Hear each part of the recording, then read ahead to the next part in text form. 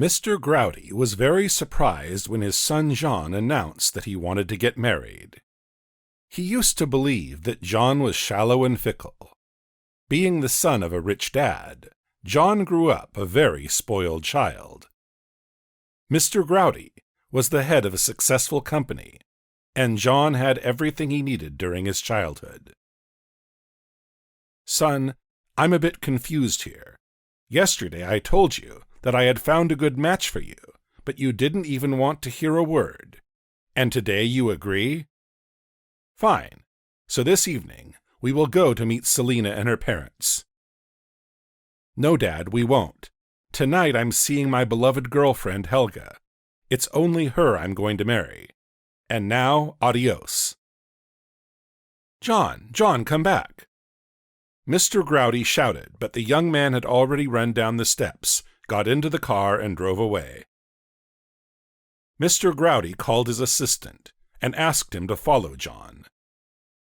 The next day, he was watching his son from the car. The young man was standing in the yard of an apartment complex and talking with a 30-year-old woman. She was holding a heavy bag in one hand and a little boy in another. John took the groceries, and they entered the building together. 5 minutes later, John left the house, got into the car, and drove away, and Mr. Growdy went to see this woman. He was terribly outraged. Not only was she older than him, but she also had a child. Mr. Growdy came to two elderly ladies who were sitting on a bench not far from the building, and asked on which floor this woman and her child lived. Talkative ladies even told him the number of her apartment. Mr. Growdy thanked them and went up to the necessary floor. The same stranger who had just been together with his son opened the door. Mr. Growdy wanted to immediately demand that she leave John alone, but as soon as he looked into her face, he froze in surprise. It was Helga. Mr. Growdy had known Helga and her older sister Haley since childhood. His brother Robbie dated Haley for several years, then married her. And Helga was hanging around Mr. Growdy all the time. But she was 5 years younger than him, and he wasn't interested in her. And then he met Lena, John's mom, and he married her. Helga came to see him before the wedding. She cried and said she loved him, but Mr. Growdy thought it was just her first love and didn't take it seriously. John's mother died when he was 4 years old, and since then, Mr. Growdy has been alone. And he never thought about Helga. He didn't talk to his brother as well, and it was his fault. One day, Mr. Growdy found out that he and Robbie had one mother but different fathers.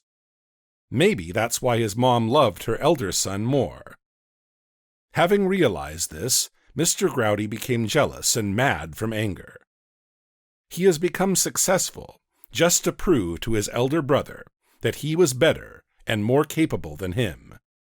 One day, Robbie even came to his younger brother and asked for money to pay for the treatment of his newborn son.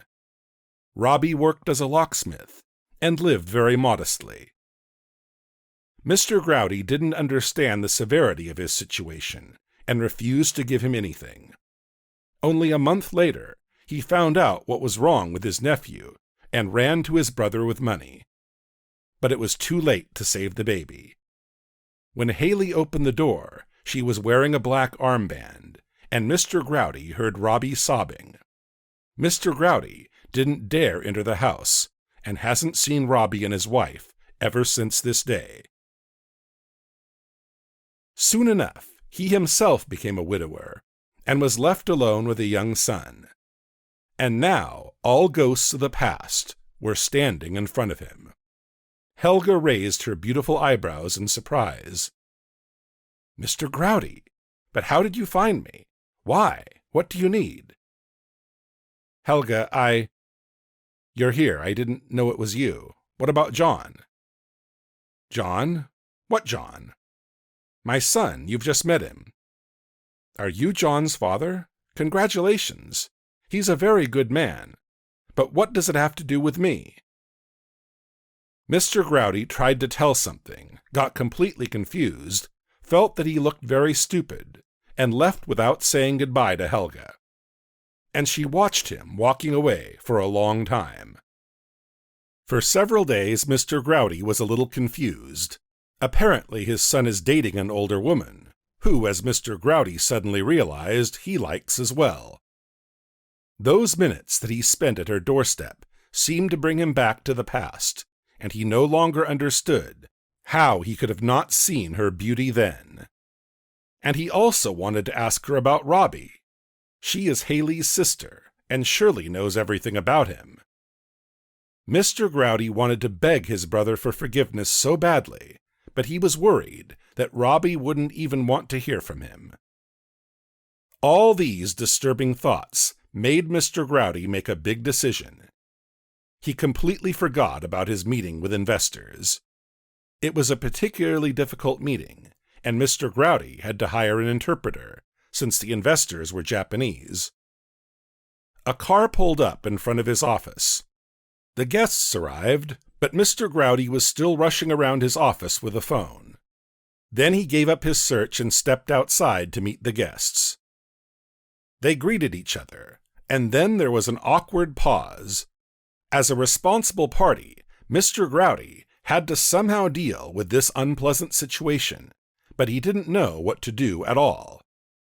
He apologized and said that the interpreter was late, but no one understood him. It was a complete failure. The Japanese investors were talking about something with displeasure. Apparently, they were about to leave. Suddenly, a young girl in a cleaning uniform approached them, introduced herself as Helga, and repeated the phrase of Mr. Growdy in perfect Japanese. Then she turned to him and offered her help. Mr. Growdy decided that this girl was heaven sent. The meeting went great. The guests were satisfied, and the contract was concluded. After seeing the Japanese out, Mr. Growdy invited his savior to his office. "And now, tell me who you are and how you got here." "I've been cleaning your office for this whole month." "But why didn't you mention that you knew Japanese?" "I also speak English, French, and German. I've had language aptitude since I was a child. It's just, nobody asked me about it, so I didn't say anything." "Dear Helga, from now on you're my interpreter. Please get ready to always be next to me, not only here, but also my foreign trips." At that moment, John entered the office. He looked at Helga in surprise and then said, "Have you two already met? Dad, I hope you haven't said anything stupid to her yet." "What do you mean?" Mr. Growdy stared at his son and the girl in turns. "Dad, this is my fiancée, Helga. I've told you about her, and it's only her I will marry, even if you are against it." "John, you have no idea how much I favor this union. Your Helga is a great and smart girl. But tell me, who is that another Helga? The woman with a child? I'm totally lost." "That might be my fiancée's neighbor. I've just helped her carry the bags." John's fiancée chimed in. "Do you know Helga Kennerman? She is my next-door neighbor." Now it all became clear to Mr. Growdy. He had knocked on the wrong door. But it's so strange that it was there that he met a woman from his past. "Helga," he said to the girl, "what do you know about your neighbor?" "There was some tragedy in her family. Her sister and brother-in-law died in a car accident, but their little son survived, so Helga is raising him now." John and his fiancée watched Mr. Growdy run out of the office. And he was rushing to the place where he could get more details. Is that true? Was he late again? He was just as late as the first time. And here he was again standing in front of the one who once loved him and feeling guilty. "Helga, are Robbie and Haley dead? Is it true?" "Yes," she nodded. "How? How did it happen? Tell me." Well, what is there to tell? They were driving home from work. It was raining and visibility was poor. The collision with the truck was very serious. The doctor said they had no chance to survive. Michael stayed with me, so here we are. If you only knew how sorry I am. It's not your fault. Now go, you have your own life, and we have ours. I didn't think we'd ever meet again, otherwise I wouldn't have moved here. Mr. Growdy wanted to say something else, but Helga shut the door in front of him. A few days have passed. Mr. Growdy was happy for his son, who was preparing for the wedding, but the throbbing pain in his soul didn't stop.